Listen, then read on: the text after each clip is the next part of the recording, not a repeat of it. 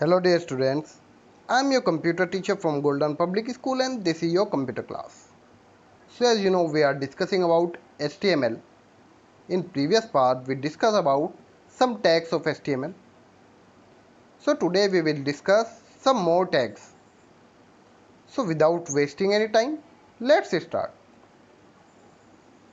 So as you can see, these are the same tags which we used in our previous video. Now I am going to remove these tags and then we will apply some new tags. So we will discuss about list items. So there are two types of list, ordered list and unordered list. Now what is the meaning of ordered list? So दो type की list हमारे पास होती है, first one ordered list और second होती है unordered list. सो जो हमारी ऑर्डर्ड लिस्ट होगी वो कुछ इस टाइप से होगी, जो आप अगर कोई लिस्ट बनाते हैं, जैसे आपको पता है आप जो लिस्ट बनाते हैं वो किसी भी प्रोडक्ट की लिस्ट हो सकती है. जैसे कि अगर हम बात करें, मैं अगर वन लाइन में लिखता हूँ नेम ऑफ इनपुट डिवाइसेस, सो अगर मैंने 5 नेम लिखे हैं, सो अगर वहाँ पे आप नंबर्स दे रहे हैं, फर्स्ट वाले पे 1, सेकंड पे 2, थर्ड पे 3, फोर्थ पे 4, फिफ्थ पे 5, सो वो तो आपकी ऑर्डर लिस्ट हो जाती है. और जो अनऑर्डर्ड लिस्ट होती है उसमें जो भी आप लिखते हैं, फॉर एग्जांपल जैसे आप देख सकते हैं, जो भी आप इसमें लिखेंगे वो सब आपको बुलेट्स की फॉर्म में शो होगा. मतलब यहाँ पे आपको कोई भी नंबरिंग शो नहीं होगी. ऑर्डर लिस्ट में 1 2 3 4 5 नंबरिंग शो हो सकती है, आपको अल्फ़ाबेट शो हो सकते हैं, रोमन नंबर भी शो हो सकते हैं. मतलब उसका एक पर्टिकुलर ऑर्डर होगा. लेकिन अनऑर्डर लिस्ट में कोई भी ऑर्डर नहीं होता है, वहाँ पे कुछ बुलेट्स की हेल्प से लिस्ट को क्रिएट किया जाता है. तो चलिए अब देखते हैं how can we create ordered and unordered list easily. So now I am going to use unordered list. So UL for unordered list. Now close the tag. Now in UL opening and closing tag, I will type LI, means list item tag. So we can insert list item in these tags. I am going to add 2 list items. So now as you can see, I have entered 2 list items.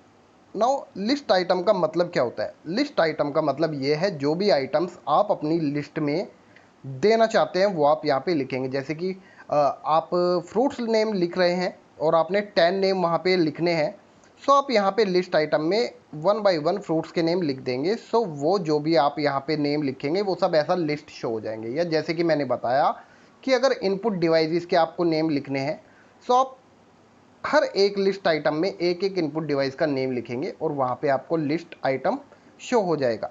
क्योंकि हम unordered list use कर रहे हैं, सो इसलिए अब आपको ये item 1 और 2 जो मैंने यहाँ पे शो करे हैं वो एक अनऑर्डर लिस्ट की फॉर्म में शो हो जाएंगे.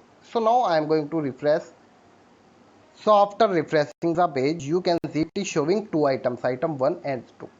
सो अब जैसे कि आप लोग देख सकते हैं यहाँ पे जो आइटम 1 एंड 2 शो कर रहा है उससे पहले आपको गोल सर्कल यहाँ पे देखने के लिए मिलते हैं. इन सर्कल्स को हम बुलेट्स बोलते हैं. सो ये बुलेट्स हैं. सो इसका मतलब ये जो हमारी लिस्ट है ये अनऑर्डर्ड है, क्योंकि इसमें कोई भी स्पेसिफिक नंबर नहीं है. मतलब कि यहाँ पे ना तो 1 2 लिखा हुआ है, ना यहाँ पे ए बी लिखा है, ना ही यहाँ पर कोई रोमन नंबर है. जब भी हम ऑर्डर लिस्ट में लिस्ट बनाएंगे, सो ऑर्डर लिस्ट में लिस्ट आपकी एक सीक्वेंस में शो होती है. So let's take a example of order list. So now I am going to change the unorder list to order list. So after changing, whenever I will refresh my page, after refreshing as you can see now it is showing numbers 1 and 2. सो पहले जैसे कि यहाँ पे आपने देखा था bullet show हो रहे थे, लेकिन अब यहाँ पे एक सीक्वेंस नंबर का शो हो रहा है. इसका मतलब this is a order list. So मैंने आपको कल बताया था how can we insert image. So we inserted a image from MS Paint. So today we will insert a image from our computer system. So to insert a image, now I am going to use the same tag. So you can see we have a image in image folder by the name of piano.jpg. So I am going to insert image source is equals to images. ये images हमने इसलिए लिखा है क्योंकि आप देख सकते हैं फोल्डर का नेम images है और इस फोल्डर के अंदर जो हमारी इमेज है उसका नेम है piano.jpg. सो स्लैश लगा के piano.jpg लिखकर जैसे ही हम इस ब्रैकेट को क्लोज करेंगे, now after refreshing you can C now it will insert the image. जैसे कि आप देख सकते हैं जो हमने इमेज इंसर्ट करी है उसका साइज काफ़ी ज़्यादा बड़ा हो गया है, मतलब कि यहाँ पे हमें वो इमेज कंप्लीट शो भी नहीं हो पा रही है। सो इसका मतलब ये है कि now we have to fix this problem. So to fix this problem we can adjust the width and height of our image. हम इमेज की विड्थ और हाइट को अपने अकॉर्डिंग सेट कर सकते हैं। वो कैसे सेट करते हैं चलिए देखते हैं। So to set the width or height, we have to simply type width equals to, you can type any number. I am going to type 200. So whenever I will type 200, so after refreshing this page, you can see it is showing the picture in a small size. So I can change the height also. So let's change the height of this image. So you will see the difference. So height equals to 500. So as you can see अब हमने image के जो है height को increase कर दिया है। सो हम इस तरीके से अपने जो है इमेज को एडजस्ट कर सकते हैं अपनी नीड के according.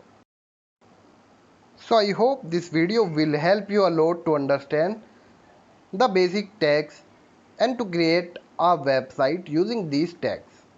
So that is it for today students. In next video we will discuss how can we insert a table in HTML. So thank you so much.